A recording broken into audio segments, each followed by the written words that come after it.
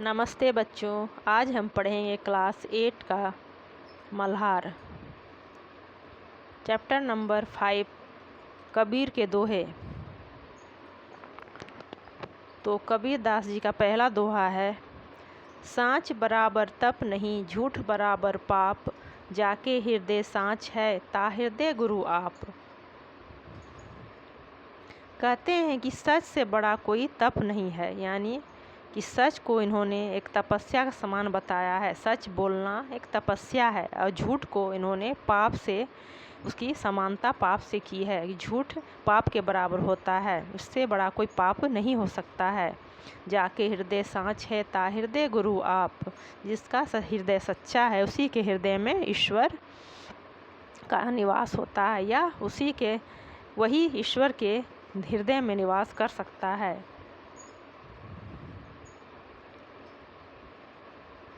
बच्चों, सच से बड़ा कोई तप नहीं, यानी कहने का तात्पर्य है कबीरदास जी का कि एक सच आपकी 100 तपस्या के समान होता है और एक सच को छुपाने के लिए आपको हजारों झूठ बोलने पड़ते हैं,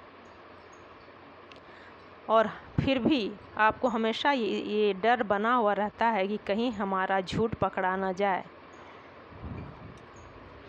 बड़ा हुआ तो क्या हुआ जैसे पेड़ खजूर, पंथी को छाया नहीं, फल लागे अति दूर।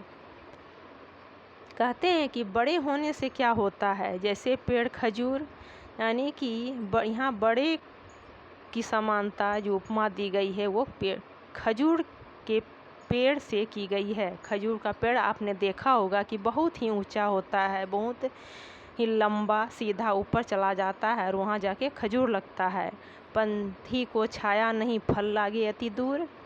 जिस तरह की खजूर का पेड़ इतना ऊंचा होता है, लंबा, कि न तो वो किसी पंथी को यानी किसी राहगीर को छाया ही दे सकता है, और फल न ही हम आसानी से उसके फल को ही तोड़ सकते हैं, क्योंकि उसका फल इतनी दूर इतनी ऊंचाई पे रहता है कि हमें उसे तोड़ने में असुविधा होती है। तो कहने का यहाँ तात्पर्य ये है कि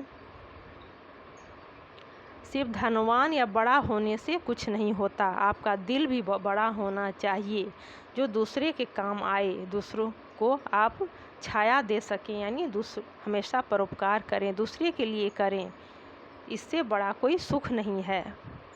गुरु गोविंद दोऊ खड़े, काके लागो पाए, बलिहारी गुरु आपने गोविंद दियो बताए। आगे कहते हैं कबीर जी कि गुरु और गोविंद दोनों खड़े हैं हमारे सामने। गुरु गोविंद, गुरु यानी कि एक शिक्षक, गोविंद यानी ईश्वर, दोनों शिक्षक और ईश्वर दोनों खड़े हैं। लेकिन हमारे मन में दुविधा है कि पहले हम पैर किसका छुएं, किसको पहले हम प्रणाम करें। बलिहारी गुरु आपने गोविंद दियो बताए।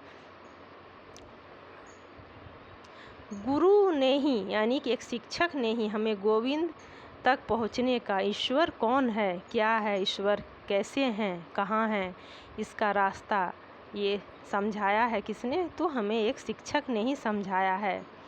तो कबीर जी कहते हैं कि इसीलिए पहले जब गुरु गोविंद दोनों खड़े रहें तो शिक्षक का स्थान ऊपर होता है, उसके बाद ईश्वर का स्थान आता है, क्योंकि ईश्वर तक पहुँचने का रास्ता एक शिक्षक ही बताता है। अगला दोहा है, अति का भला न बोलना, अति का भला न चुप, अति का भला न बरसना, अति की भली न धूप। तो अधिकता किसी भी चीज़ की अच्छी नहीं होती है, न अत्यधिक बोलना अच्छा होता है, न ही अत्यधिक चुप रहना अच्छा होता है। अत्यधिक वर्षा भी अच्छी नहीं होती है और न ही अत्यधिक धूप अच्छी होती है, क्योंकि अधिक बोलने से कुछ भी कलह हो सकता है और ज़रूरत से ज़्यादा चुप रहने से भी कुछ भी अनिष्ट हो सकता है।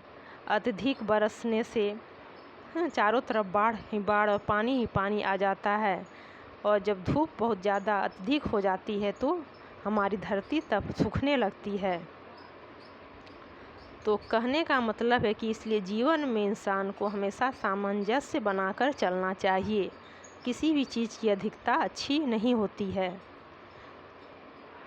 अगला दोहा है, ऐसी बानी बोलिए मन का आपा खोए, औरन को शीतल करे आँखों शीतल होए। बानी यानी कि बोली, इंसान को बोली अपनी ऐसी बोलनी चाहिए जिससे मन का आपा खोए, आपके अंदर या दूसरे के अंदर आपके सामने वाले के मन को जो है खुश कर सके, उसका भी दिल पवित्र कर सके और आपका भी मन शुद्ध हो जाए आपके बोलने से, आपके अंदर कोई घमंड नहीं हो। औरन को शीतल करे आँखों शीतल होए, औरन को यानी दूसरे को तो शीतलता प्रदान करे ही, आपकी बोली ऐसी होनी चाहिए जिससे दूसरे को शीतलता मिले, उसके साथ ही आपका भी मन शुद्ध हो जाए। निंदक ने अरे राखिए आंगन कुटी छवाए, बिन पानी साबुन बिन निर्मल करे सुभाए।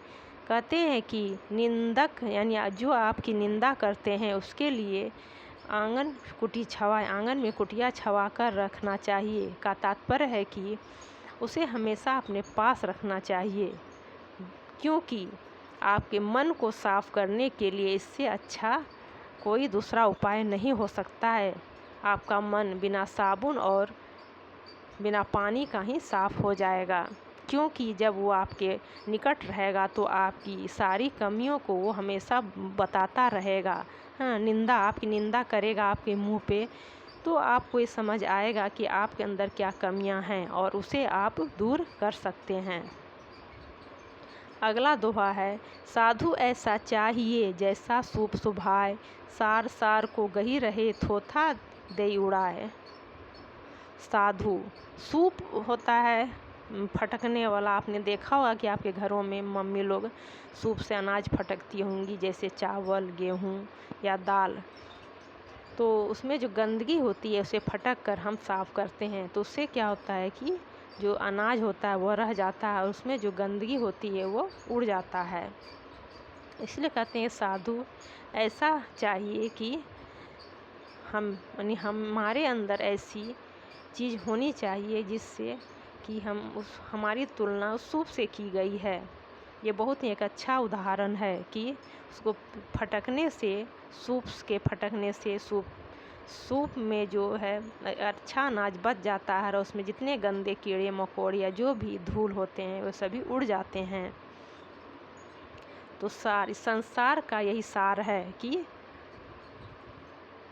थोथा दई उड़ाए, यानी कि गंदगी को उड़ा दिया जाता है और आपको अपने अंदर की गंदगी को साफ कर देनी चाहिए। ठीक उस सूप की भांति आप बनो। कबीरा मन पंछी भया भावे तहवा जाए, जो जैसी संगति करे सो तैसा फल पाए। कबीर जी कहते हैं कि मन पंछी के समान है जो हमेशा उड़ता रहता है। आप जैसी संगति करेंगे वैसा ही आपको फल मिलेगा। कहने का तात्पर्य है कि आप अच्छे लोगों की संगत में रहेंगे तो अच्छी चीज़ें सीखेंगे, और अगर आप बुरे लोगों की संगत में रहेंगे तो बुरी चीज़ें सीखेंगे। तो इसीलिए इंसान को हमेशा अपने मन को स्थिर रखना चाहिए और संगति हमेशा अच्छे लोगों के साथ करनी चाहिए। तो बच्चों, अभी हम पढ़ रहे थे कबीर जी के दोहे। इनके सारे दोहे एक से बढ़कर एक थे। तो उम्मीद करती हूँ कि आपको दोहों का अर्थ समझ में आ गया होगा। तो अगर आप हमारे चैनल पर नए हैं तो चैनल को लाइक, सब्सक्राइब करें और अपने दोस्तों को शेयर ज़रूर करें।